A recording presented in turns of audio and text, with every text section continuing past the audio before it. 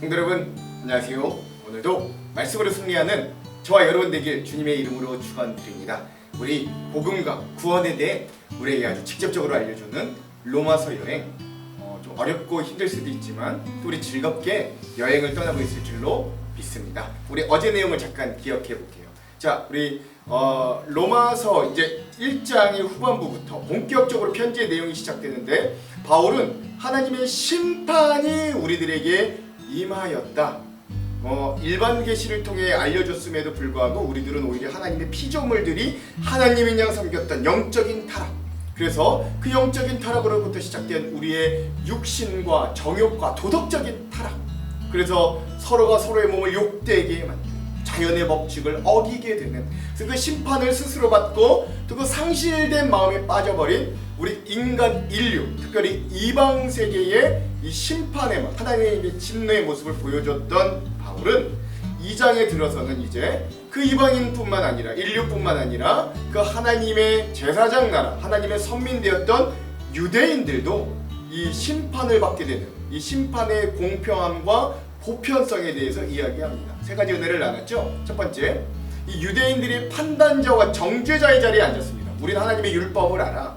그래서 너희 이방인들은 망해뒀어. 너희들은 그러니까 심판을 받는 거야. 또 동족이었던 세리와 창기와 죄인들을 향해서도 너희도 아브라함의 자손이 아니야, 우리만 아브라함의 자손이야라고 하는 판단과 정죄의 자리에 있었거든요, 유대인들이. 그런데 그들이 그런 자리에 내려와서 그런 것으로 구원받는 게 아니라 하나님의 심판은 그런 너희에게도 여전히 공평과 심판을 받을 자로서 운명을 너희도 지니고 있다.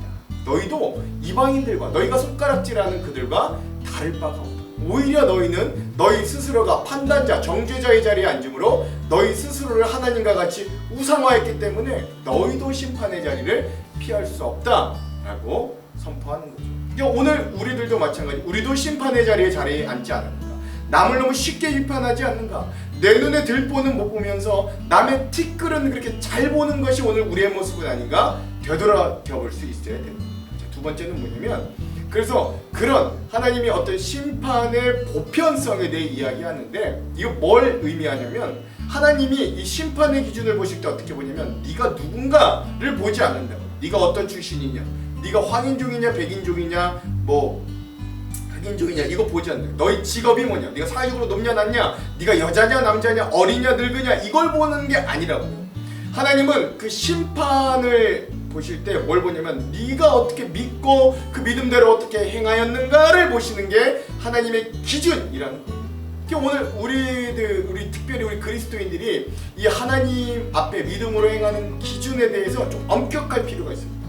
왜냐하면 우리가 어떤 오해와 함정에 빠지냐면, 하나님 나는 그 정도는 아니지요 라고 하는 이 함정에 빠지기 쉽기 때문에.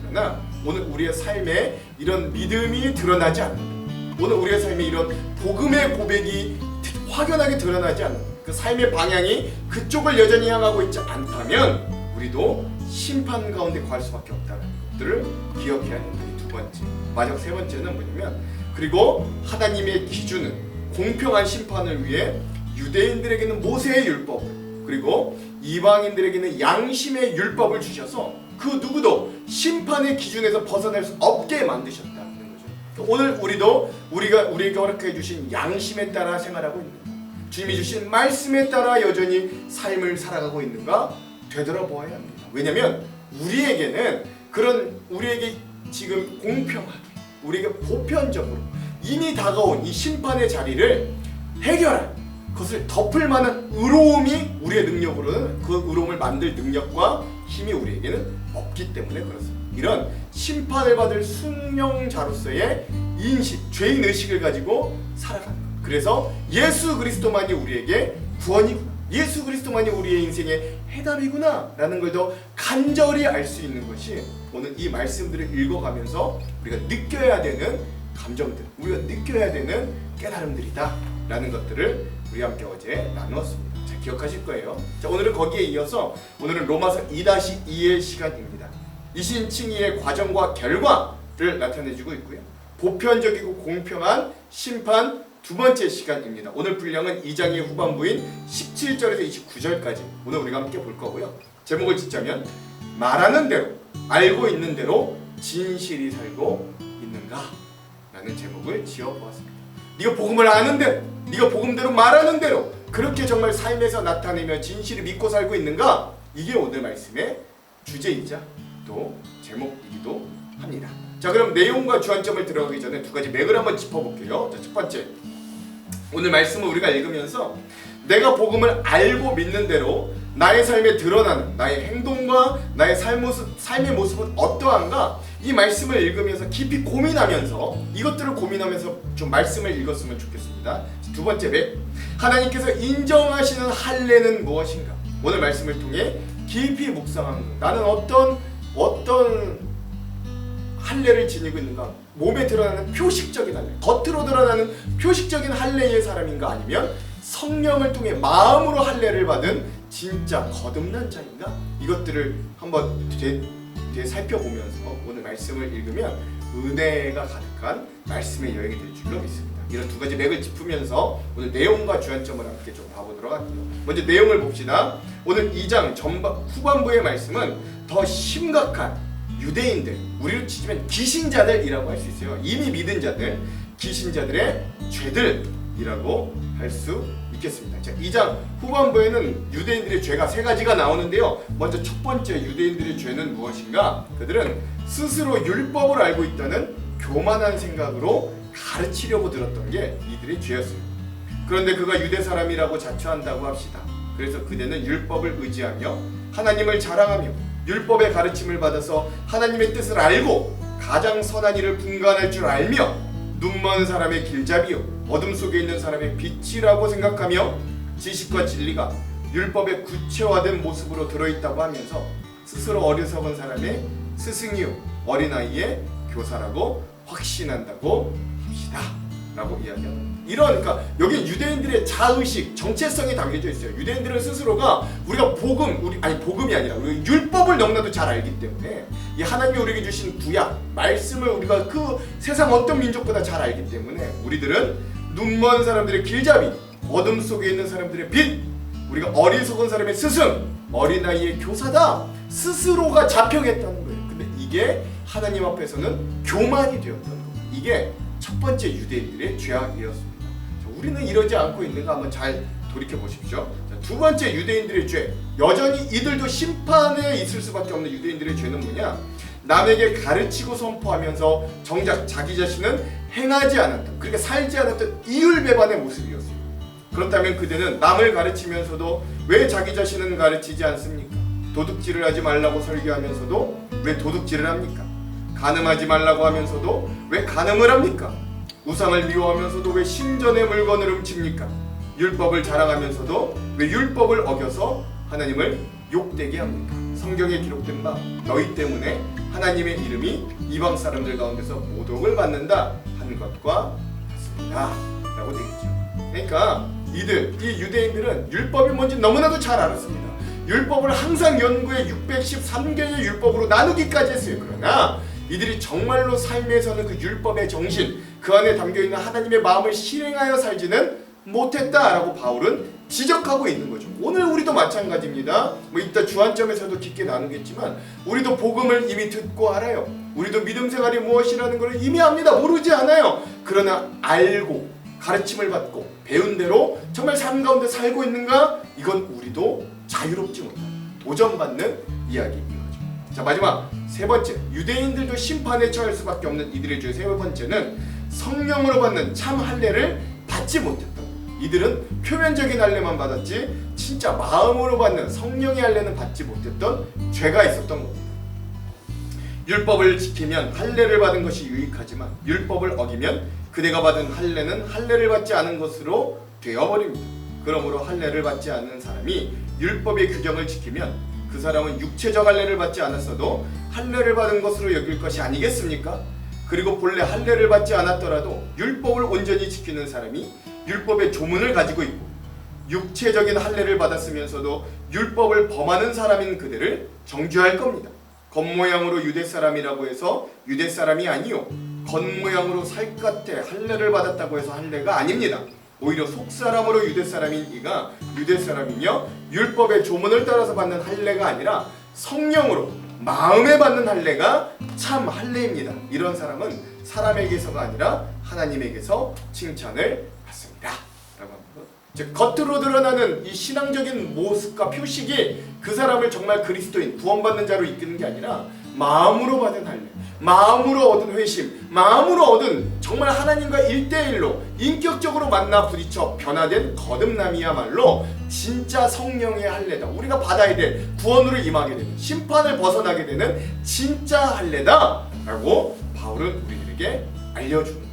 자, 이렇게 우리 2장의 후반부의 내용까지 우리가 함께 알아보았고, 더 깊은 메시지들은 주안점으로 함께 나누도록 하겠습니다. 자, 그럼 오늘 이 부분 로마서 2장 후반부의 핵심 구절을 한번 살펴볼게요. 28절에서 29절입니다. 무릇 표면적 유대인이 유대인이 아니요 표면적 유대인의 할례가 아니니라. 오직 이면적 유대인이 유대인이며 할례는 마음에 할지니 영에 있고 율법 조문에 있지 아니하는 것이라. 그 칭찬이 사람에게서가 아니요 다만 하나님에게서니라. 아멘. 그러니까 겉으로 드러나는 외식하는 신앙생활이 하나님께 인정받고 구원으로 임하는 게 아니라 우리의 마음으로 진짜 회심하고 거듭나는 그런 성령의 할례를 받은 자가 진짜 구원받은 자, 심판에서 벗어날 수 있는 자다라고 하는 이 말씀을 오늘 로마서 2장 후반부의 핵심 구절로 삼아 보았습니다. 자, 그럼 오늘 이 부분에 대한 주안점 세 가지를 우리가 함께 나누고 오늘 말씀을 한번 읽어볼게요. 첫 번째, 어제 우리가 읽었던 2장 전반부의 내용은 이방 세계의 이방인들과 우상을 섬기는 이교도들뿐만 아니라 율법을 알고 스스로 선민이라고 자부했던 유대인들도 하나님의 공평하고 보편적인, 그래서 구원이 차별이 없든 또 심판도 차별이 없는 위치에 서 있음을 함께 보았어요. 차별이 없는 심판대에 유대인들도 서 있던 거예요. 그들은 스스로를 선민이라는 자리에 올려놓고 남을 정죄하고 판단하는 자리에 있었으므로 스스로 판단하는 하나님의 자리를 침범하였고, 또한 율법은 알긴 알되 그것을 행하지 않았으므로 그들의 믿음이 죽은 믿음으로 만드는 우를 범하였습니다. 이에 이어 오늘 2장 후반부에도 그러한 유대인들이 율법을 받은 선민이기 때문에 구원을 받을 수 있다는 착각을 버리도록 하기 위해 사도 바울은 그들이 유대인들이 오해하고 있는 내용들을 더 구체적으로 세세하게 제시하는 거예요. 제일 먼저 바울은 유대인들이 자기 스스로를 율법 교사로 자부하는 착각과 어리석음을 뼈아프게 지적합니다. 바울은 율법을 가진 백성으로서 자부하고 살고 있는 이 유대인들의 상황을 먼저 이렇게 지적해요. 17절, 유대인이라 불리는 내가 율법을 의지하며 하나님을 자랑하며. 아멘. 그렇죠. 유대인은 하나님께 선택받은 백성입니다. 이건 사실이에요. 그렇게 유대인이라는 이름 자체가 이들에게는 매우 자랑스럽고 영광스러운 이름이었습니다. 그런데 바울은 오늘 본문에서 유대인으로 불리는 내가 라고 하면서 이 유대인들이 치중하고 있는 실수와 죄들을 열거하기 시작하는 거예요. 특히 유대인들이 율법에 의지하고 있다라고 지적합니다. 유대인들은 구약에 있는 모든 율법을 613개로 세분화하여 나누었어요. 그 중에 248개는 하나님께서 하라고 명령하신 율법이고 365개는 하나님이 하지 말라고 금하신 것으로 분류해서 그 율법들을 철저하게 지키고 의지했습니다. 그리고 그들은 남들이 보기에 하나님을 자랑하는 자들이었습니다. 근데 여기서 끝이 아니에요. 18절과 19절, 율법의 교훈을 받아 하나님의 뜻을 알고 지극히 선한 것을 분간하며 맹인의 길을 인도하는 자요 어둠에 있는 자의 빛이요. 아멘. 그렇죠. 그러니까 여러분, 이 말들만 들으면 이 유대인들이 결코 나쁜 것이 아니에요. 이것은 그들의 놀라운 자부심으로 이어질 만한 것입니다. 맹인의 길을 인도하는 자, 어둠에 있는 자의 밝은 빛으로 인도하는 자라는 스스로의 자부심이 있던 자들이 유대인들이었습니다. 우리 그리스도인들도 때론 어리석고 한심하게 사는 세상 사람들을 향해 혀를 차며 찌찌찌 어리석다, 하나님을 알지 못하니까 저렇게밖에 살 수 없구나, 이렇게 말하고 있지는 않습니까? 그리고 가슴 한편으로는 저들을 바른 길로 인도해야 되겠다는 이 어둠 가운데 사는 저들을 빛 가운데로 인도해야 되겠다고 하는 사명감을 우리도 때론 가지기도 합니다. 유대인들 역시 마찬가지였어요. 자부심은 마음에만 품는 게 아니라 사명감으로 이어지기 마련입니다. 그래서 저렇게 살도록 둘 수는 없지, 이 유대인들도 이렇게 생각했던 것이죠. 말씀에 대한 지식을 가지고 있으며 내가 진리를 알고 있다고 여기니 어리석은 사람들을 가르쳐야 된다는 교사의 마음, 어린아이와 같은 이들을 바르게 인도해야 된다는 랍비오 선생의 마음을 품게 되는 겁니다. 그러나 가장 큰 문제는 이 유대인들이 상대방이 인정하든 인정하지 않든 스스로를 선생이라고 믿었다라는 거예요. 20절 율법에 있는 지식과 진리의 모본을 가진 자로서 어리석은 자의 교사여 어린아이의 선생이라고 스스로 믿으니 아멘. 이 방금 읽은 20절에서 스스로 믿었다는 말에 우리가 좀 주의할 필요가 있어요. 유대인들은 자신들이 율법을 알고 있다는 사실 하나만으로 이미 자신들이 교사와 선생이 될 만큼 이방인들보다 우월하다, 우리는 이미 구원을 따놓은 당사자처럼 여기고 있는 스스로의 자의식, 즉 교만한 모습을 20절에 스스로 믿으니 라고 하는 표현이 잘 보여주는 거예요. 이건 건강한 자화상과는 좀 거리가 있는 표현이고 오히려 교만함을 이르는 말이라고 보는 게 훨씬 더 정확한 해석입니다. 그러므로 유대인들은 앞서 바울이 말했던 단어들 맹인, 어둠 가운데 사는 자, 어리석은 자, 어린아이 같은 부류에 자신들은 속하지 않았다고 강력하게 믿고 있는 거죠. 그러나 바울은 이런 그들의 과잉된 자의식이야말로 교만이요 구원으로 가는데 가장 큰 걸림돌이 되었음을 날카롭게 지적하는 것입니다. 사실 유대인들은 그리스도 예수를 직접적으로 경험하고 목도한 자들이었으나 그들도 구원자를 알아보지 못하는 맹인이었어요. 어린 자였어요. 어리석은 자였으면 매한가지였어요. 이들도 율법을 알았으나 영적인 맹인이었고 영적인 어리석음과 어두움에 사는 자들이었습니다.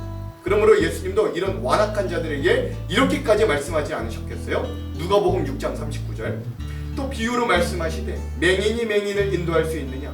둘이 다 구멍에 빠지지 아니하겠느냐? 아멘. 그러니까 여러분 심판하거나 가르치는 자의 자리는 일반적으로 상대보다 자신의 사회적 입지나 내가 가지고 있는 학력과 학문이 상대보다 높다고 여길 때 서는 자리잖아요. 즉 조심하지 않으면 곧 교만에 빠지는 자리가 심판하는 자리, 가르치는 자리라고 하는 걸 기억할 수 있어야 됩니다. 그러므로 먼저 주님을 믿은 우리도 그런 높은 자리에 서지 않도록 주의해야 됩니다. 하나님은 교만을 그 어떤 것보다 싫어하시기 때문에 그래요.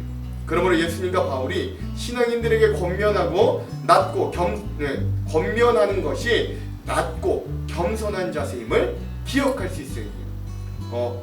두 본문을 한번 보십시오. 마태복음 20장 16절, 고린도전서 10장 12절. 먼저 마태복음 20장의 말씀입니다. 이와 같이 나중된 자로서 먼저 되고 먼저 된 자로서 나중되리라. 아멘. 고린도전서 10장 12절. 그런즉 선줄로 생각하는 자는 넘어질까 조심하라. 아멘. 그렇죠. 오늘 우리는 여전히 배우는 자리에 있어야 됩니다. 여전히 은혜를 사모하는 자리에 있어야 되는 거예요. 여러분 오늘 이 말씀이 유대인에게 향하는 말씀이지만 이 유대인을 기신자인 우리로 바꿔도 위화감이 전혀 없다는 걸 꼭 기억하십시오. 다른 이들에게 복음을 전하겠다는 자세와 사명이 나쁘다는 것은 아니나 우리가 그들보다 윗자리에 앉아 스스로 심판자와 교사가 되어서는 안 됩니다. 서로 돕고 서로 일으켜주는 믿음의 동역자들일 뿐인 거예요. 오늘 우리도 이 말씀을 따끔하게 받아들이고 여전히 낮은 태도와 겸손으로 서로를 섬기고 돕는 귀한 청지기들이 다 되시기를 주님의 이름으로 축원드립니다. 두 번째, 자, 스스로 교사가 되었던 유대인들에게는 더 큰 책임의 문책이 따를 수밖에 없는 거예요. 스스로 심판의 자리, 스스로 교사의 자리에 앉았으면 그에 대한 책임이 더 큰 겁니다. 21절에서부터 24절까지. 그러면 다른 사람을 가르치는 내가 내 자신은 가르치지 아니하느냐? 도둑질하지 말라 선포하는 내가 도둑질하느냐? 간음하지 말라 말하는 내가 간음하느냐? 우상을 가증히 여기는 내가 신전의 물건을 도둑질하느냐? 율법을 자랑하는 내가 율법을 범함으로 하나님을 욕되게 하느냐? 기록된 바와 같이 하나님의 이름이 너희 때문에 이방인 중에서 모독을 받는도다. 아멘. 근데 문제는 스스로 가르치는 자, 선생이라고 믿는 자들이 자기 자신은 가르치지 않았다는 데 있습니다. 유대인들은 율법을 태어나면서 배우고 알던 자들로 남을 가르치고 바르게 인도하고자 하는 자부심과 열망은 있었으나 정작 자기 자신은 가르치지 않았고 배운 대로 살지 못하였어요. 하나님의 말씀의 적용의 제1순위는 남이 아니라 자기 자신입니다. 그리고 그렇게 자기 자신을 가르치지 않고 자신에게 적용하지 않을 때는 반드시 그 이중성이 드러나게 되어 있는 거예요. 예수님께서 공생의 사역 중에 무섭도록 그런 바리새인들을 향해 꾸짖었던 지점도 바로 이 지점이었고, 그리고 오늘 말씀의 사도 바울이 유대인들을 향해 꾸짖었던 지점도 바로 그 지점입니다. 남에게는 열심히 전하고 가르치는데 자신은 가르치지 않는다는 것. 저는 이 부분에서 많은 찔림을 받고 목사인 저 자신을 되돌아보는 시간이 되었습니다. 제가 전에도 한번 나누었지만 예전에 제가 제자 훈련을 받을 때 저를 이끄시던 목사님께서 저에게 이렇게 질문하신 적이 있었어요.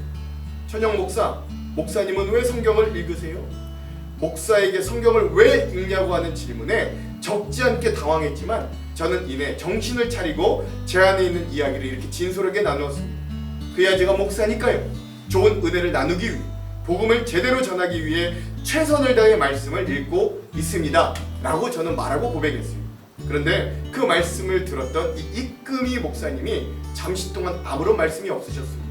그리고 이내 어렵게 꺼낸 목사님의 말씀이 이거였어요. 천영 목사, 저는 하나님과 친해지고 싶어서, 그리고 하나님을 더 알고 싶어서 말씀을 읽어요 라는 대답이었습니다. 저는 그 대답을 들을 때 마치 몽둥이로 머리를 한 대 팍 맞은 것 같았어요. 그때를 생각해보면 저도 오늘 말씀에 이 바울의 책망에서 결코 자유로울 수 없음을 인정하게 됩니다. 오늘 우리는 어떻습니까? 내가 그리스도인이라고 하면서 복음의 도를 알고 예수님을 닮아가기 위해 살아간다고 하면서 직장이나 사업장에서 남을 속이고 더 큰 이익을 얻으려고 도적질을 시도하고 있지는 않으십니다. 순결하게 사는 것이 그리스도인이지만 여전히 스마트폰을 향하는 우리의 눈과 마음속에 불타는 욕망은 음욕을 향해 빠르게 달려가고 있지는 않으냐는 말입니다. 여러분, 제가 간디의 예화를 좀 나누고 싶습니다. 전에 전도사님이 설교할 때 나누셨던 건데, 어느 날 사탕을 너무 많이 먹어서 이빨이 썩은 아이를 데리고 이 인도의 한 어머니가 간디 선생님을 찾아갔다고 합니다. 모든 국민에게 존경받는 이 간디가 아이에게 사탕을 먹지 말라고 이야기하면 이 아이가 들을 것 같아서 그랬던 거죠. 이 엄마의 이야기를 들은 간디는 의아하게도 그 엄마에게 죄송하지만 한 달이 지난 후에 다시 와달라고 부탁을 합니다. 바로 이야기를 해주기를 바랬지만 간디의 부탁이니까 이 엄마는 이렇게 물러날 수밖에 없었습니다.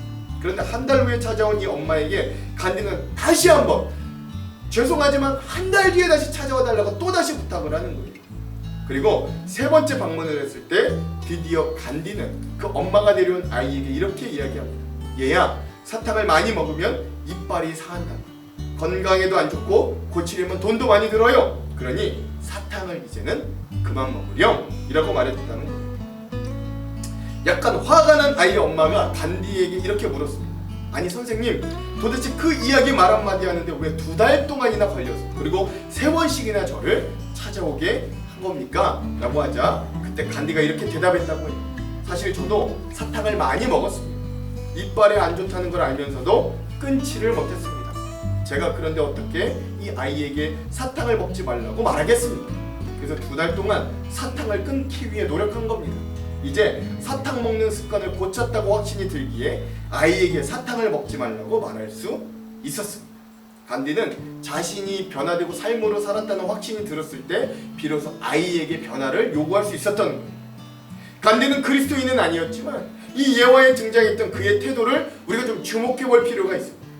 오늘 우리의 신앙의 모습이 간디와 같이 진실하게 살려고 애를 쓰는, 즉 언행이 일치된 진실한 모습이 되기를 간절히 소망합니다. 유대인이라는 이름, 율법을 수용했다는 것, 선민이라는 의식이 그들을 구원한 게 아닙니다. 우리도 마찬가지로 성경을 아무리 소중히 여기고 늘 이 성경을 지참하고 끼고 다니고 심지어는 필사를 하며 줄줄 암송할지라도 그 말씀의 내용을 나에게 적용하고 나 스스로를 가르치는 말씀으로 삼지 않으면 여러분 의미가 없는 거예요. 아니 오히려 그런 이중성을 지닌 우리의 모습 때문에 하나님의 이름이 모독을 받는다고 오늘 말씀은 이야기합니다. 그러니 신주단지처럼 모시듯 성경을 모신다고 내가 거룩해지는 게 아니에요. 오히려 내가 가르치는 그 자리에서 내려와 그 말씀이 나를 가르치고 나를 인도하는 인생이 되어야 합니다. 그러므로 오늘 우리의 삶이 내가 알고 내가 배운 대로 그렇게 살아내기에 애를 쓰는 진실한 삶의 모습이 되기에 주님의 이름으로 축원합니다. 자, 마지막 세 번째. 자, 오늘 바울이 지적하는 유대인들이 심판을 피하지 못하는 마지막 세 번째 죄의 단면은 바로 표면적인 할례와 성령을 통해 거듭나는 마음의 할례의 차이에 있었던 겁니다. 오늘 25절과 26절. 내가 율법을 행하면 할례가 유익하나 만일 율법을 범하면 내 할례는 무할례가 되느니라. 그런즉 무할례자가 율법의 규례를 지키면 무할례를 할례와 같이 여길 것이 아니냐. 아멘. 바울은 할례 자체를 부정하지는 않습니다. 여기서 그도 유대인이기 때문에 그래요. 이스라엘의 모든 남자들은 할례를 받았습니다. 할례를 받는다는 건 자신의 생명을 바쳐 하나님 앞에 순종하고 충성을 다하겠다는 육체적인 표시였어요. 그런데 이스라엘 백성과 율법주의자들은 자기 몸에 할례의 흔적을 지니고 있다는 것만으로 충분하다고 여겼던 것 같습니다. 할례를 받았으나 할례 받은 모습으로는 살아가지 않았던 거예요. 이것을 남녀 사이로 비교하자면 남녀가 서로 사랑하여 하나님 앞에 결혼 예식을 하고 결혼에 대한 증표로 서로 서약의 반지를 착용합니다.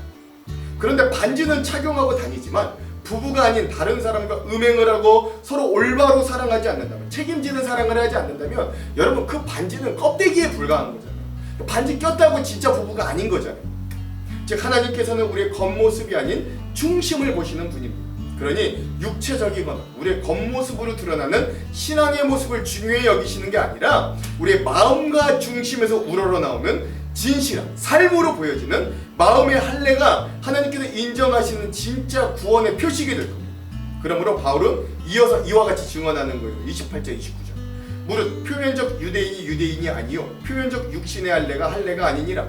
오직 이면적 유대인이 유대인이며 할례는 마음에 할지니 영에 있고 율법 조문에 있지 아니한 것이고 그 칭찬이 사람에게서가 아니요 다만 하나님에게서니라. 아멘. 그렇습니다. 여러분 표면적인 육체에 할례가 있다고 해서 구원받은 백성이 될 수 없는 거죠. 오늘 본문에서 마음의 할례라고 표현을 사용한 건 하나님께서 우리의 겉사람이 아니라 속사람을 보신다는 걸 의미하는 겁니다. 육체의 표식이 있다고 구원받는 게 아니에요. 우리의 마음에 할례를 받고 할례받은 자로서의 삶을 살아야 합니다. 유대인이라고 불리는 사람들, 이 율법학자들은 겉모습으로는 칭찬받을 것이 많은 종교인들이었습니다. 오늘날 우리도 이들을 만큼 할 수 없어요. 그러나 그들의 속사람의 모습은 어때요? 예수님의 평가로는 그들이 바로 회칠한 무덤과 같고 독사의 자식과 같이 속에 썩어 들어가는 인생들이었습니다. 신앙이 종교행위가 될 때 이런 모습들이 나타나는 거죠. 그렇다면 우리들의 모습은 어떠한가도 한번 정직하게 되돌아보아야 합니다. 성도로 불리는 우리의 삶은 어떻습니까? 오늘 본문에 등장하는 유대인이라 불리는 사람처럼 겉사람의 모습은 훌륭한 종교인이지만 속사람은 외식을 하고 있지는 않으십니까? 우리 역시 오랜 기간 예배에 참석한 이력, 11조 등 열심히 헌금을 드린, 주님 앞에 드린 헌신, 재력, 교회 이것저것 열심히 헌신하고 봉사하며 드린 시간과 노력의 결과들로 나의 구원이 이루어졌다고 여기지는 않으십니까? 물론 그것들이 신앙생활에서 참으로 귀하고 의미 없지 않으나, 그러나 하나님께서 허락하실 구원은 그의 겉모습으로 드러나는 게 아니라 그의 속의 모습으로 드러나야 됩니다. 겉으로는 거룩해 보이나 속에는 죄악이 가득하다면 그것은 하나님이 원하시는 모습이 아닌 거예요. 구원받은 성도의 삶을 살아가기 위해서는 가장 먼저 우리를 찾아와 주신 예수님을 기억하고, 그리고 우리의 외적인 모습이 아니라 우리의 추악하고 연약한 우리의 내면이 주님으로 인해서 변화될 수 있어야 됩니다. 그리하여야 우리는 하나님이 원하시는 모습으로 살아갈 수 있는 거예요. 오늘 하루도 우리의 겉사람이 아닌 속사람의 모습을 더 가꾸고 세상 속에서 성도의 삶을 온전히 감당하시기를 소망합니다.